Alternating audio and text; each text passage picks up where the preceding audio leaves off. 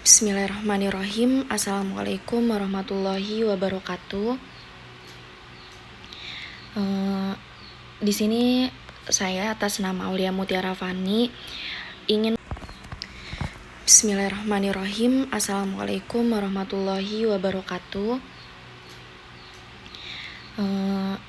Di sini saya atas nama Aulia Mutiara Fani ingin mereview yaitu dari penulisnya Deddy Rizwadi tentang jurnal transaksi online e-commerce, peluang dan tantangan dalam perspektif ekonomi Islam. Kemudian di slide selanjutnya yaitu di sini ada pengertian e-commerce, yaitu merupakan suatu transaksi saling tukar menukar barang antar satu dengan yang lainnya untuk memenuhi kebutuhan sehari-hari secara digital. Seiring perkembangan ilmu pengetahuan dan teknologi informasi, sistem transaksi secara online atau e-commerce sangat memudahkan bagi para pelaku bisnis untuk berinteraksi dan bertransaksi melalui media internet. Kemudian di slide selanjutnya hukum jual beli pada dasarnya adalah mubah, namun ada kalanya sunnah apabila ada unsur kerjasama dan tolong-menolong. Dan ada kalanya juga haram apabila mengandung unsur-unsur penipuan, kecurangan, dan merugikan salah satu pihak, serta jual beli yang samar atau goror. Kemudian metode yang digunakan dalam penelitian ini adalah metode kualitatif, yaitu dengan menggunakan kajian pustaka atau library research dengan mengambil referensi dari beberapa buku yang didapatkan dari perpustakaan dan sumber dari website atau internet. Kemudian di sini ada jenis-jenis transaksi online atau e-commerce ya. Yang pertama ada B2B, business to business, yaitu model transaksi e-commerce ini digunakan sekarang. Hal ini meliputi interorganisasional system atau IOS, transaksi dengan segera dari transaksi pasar elektronik atau organisasi.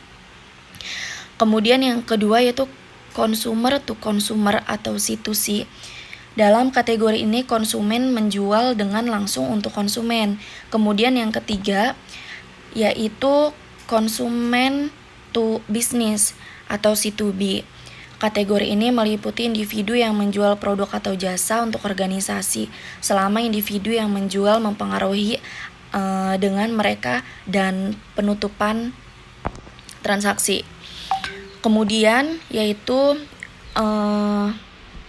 dalam penjualan transaksi online itu pasti ada keunggulan dan kekurangannya ya. Di sini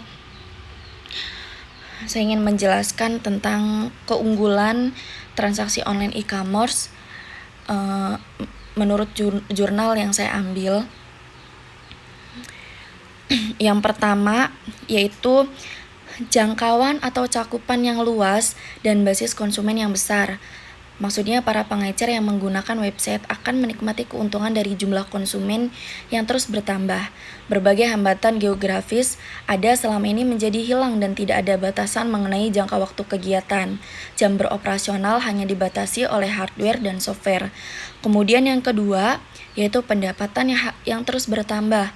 Maksudnya website membuka berbagai kemungkinan dalam melakukan penjualan dan distribusi. Merchant mendapatkan berbagai keuntungan dari besarnya pasar yang ada, baik dilihat secara geografis maupun dilihat dari sisi jumlah konsumen.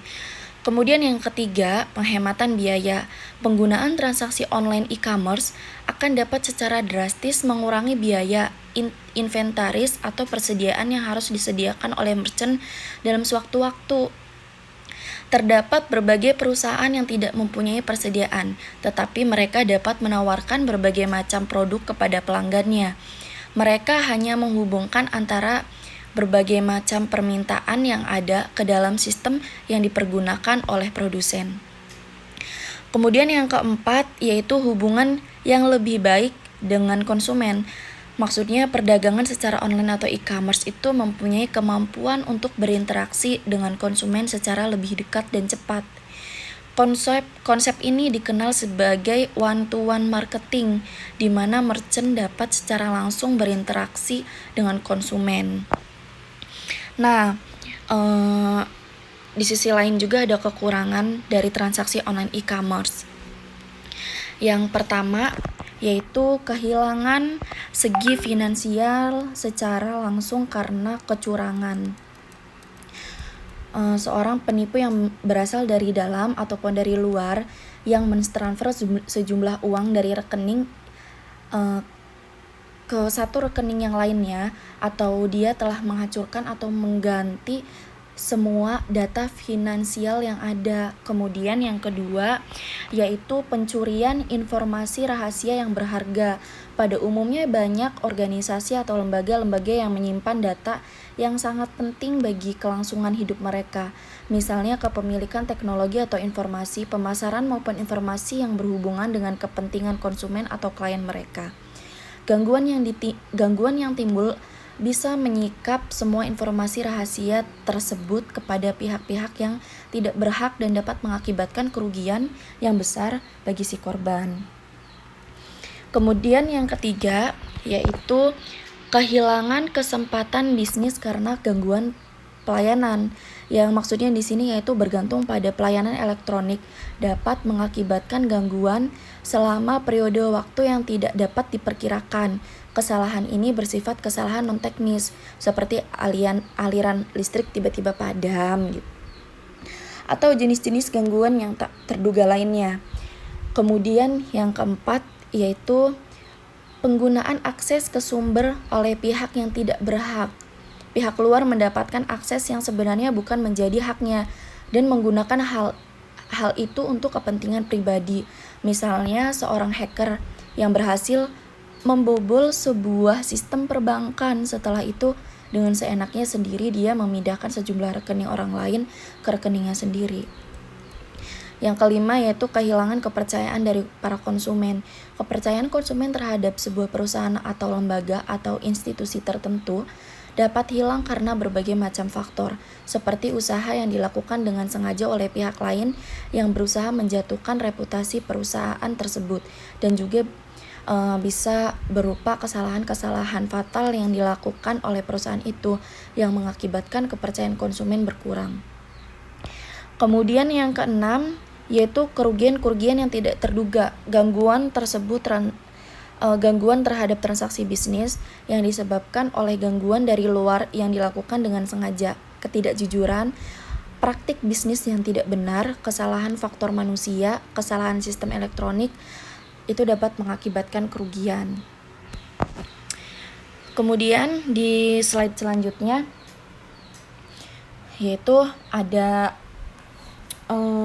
dalam mewujudkan kegiatan transaksi yang sah dan sempurna menurut prinsip ekonomi Islam, ketentuan-ketentuan yang telah ditetapkan oleh syariat juga harus dipenuhi baik mengenai ketentuan orang yang berakad, barang, dan perjanjiannya. Adapun syarat-syarat orang yang berakad adalah sebagai berikut. Yang pertama yaitu tamyiz, berakal. Anak kecil atau orang gila yang melakukan transaksi, maka transaksi yang dilakukan itu tidak sah. Begitu pula transaksi jika dilakukan pada orang yang mabuk. Kemudian yang kedua, tidak ada paksaan atau sukarela dalam melakukan akad, sehingga kedua belah pihak sama-sama berkehendak untuk melakukan akad, baik lahir maupun batin. Apabila salah satu pihak yang dipaksa, maka akadnya tidak sah karena tidak ada unsur kerelaan. Kemudian yang ketiga yaitu merupakan pemilik sempurna atau yang mewakili. Yang keempat yaitu tidak berlaku transaksi orang yang safih atau bodoh dan orang yang berada dalam pengapuan. Jika mereka mengadakan transaksi, maka transaksinya terhenti atau mauquf sampai mendapatkan izin dari walinya.